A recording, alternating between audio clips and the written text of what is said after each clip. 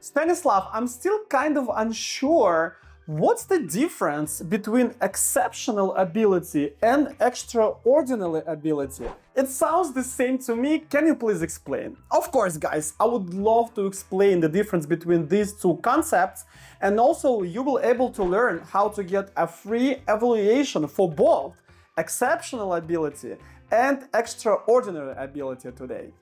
Let's go!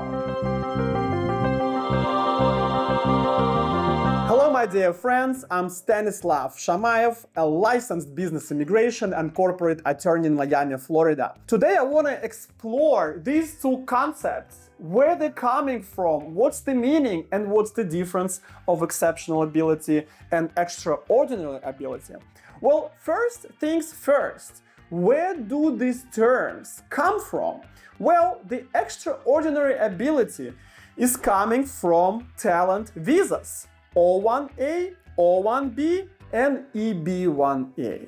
Exceptional ability, on the other hand, comes from EB-2NIW. And now, let's dig in each one of those first, explaining what exactly is going on with those concepts, and then I will tell you what is the difference. Exceptional ability, guys, is the concept in itself that also has different approaches from USCIS. Why I'm saying this? Well, extraordinary ability for the purpose of O1 and EB-1A are two different things, okay? It doesn't sound logical, it's counterintuitive, but that's what it is, okay?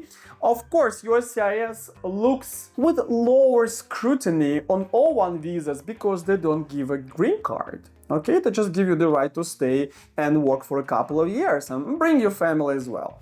EB-1A is very heightened level, and of course they want to make sure that things work properly, that you have strong evidence of that extraordinary ability and that you have the sustained acclaim. Okay, that's another concept, guys. I'm not gonna touch on this today, but in short that means that up to this moment your talent is recognized. It was recognized in the past and is still recognized. That's what we have to work with. And to prove extraordinary ability, we need to show to the USCIS that we satisfy at least 3 criteria out of 6, 8, or 10, depending on the type of visa. This is very important to understand because that extraordinary ability comes from the criteria of each visa. And I'm not going to list those criteria. They are in USCIS website and many of my other videos. Extraordinary ability is O1A and EB-1A concept, which is very heightened. Okay, you gotta be really extraordinary, all right? So exceptional ability is one of the ways in EB-2 visa, and it could be EB-2NIW, it could be regular EB-2, to prove, to substitute your education requirement. And if you're like, huh? What? Well, let me explain. The EB-2 visa, regardless of which subtype of that visa we use, has the education requirement. And that's either a bachelor's degree with 5 years experience or master's degree or anything above.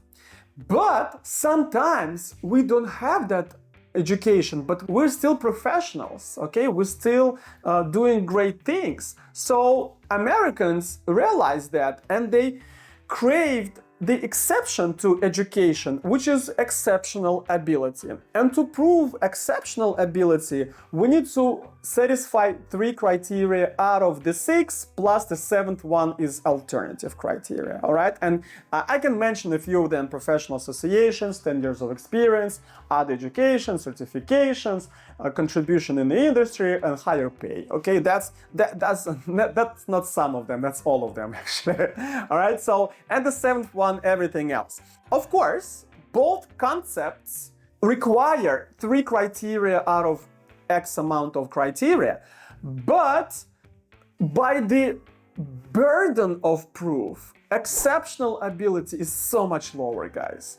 And if you take extraordinary ability from O-1 and EB-1A, I think exceptional ability is below O-1 level. It's much easier to prove. They don't really, shake you for the evidence for each criterion, and it's much easier to prove.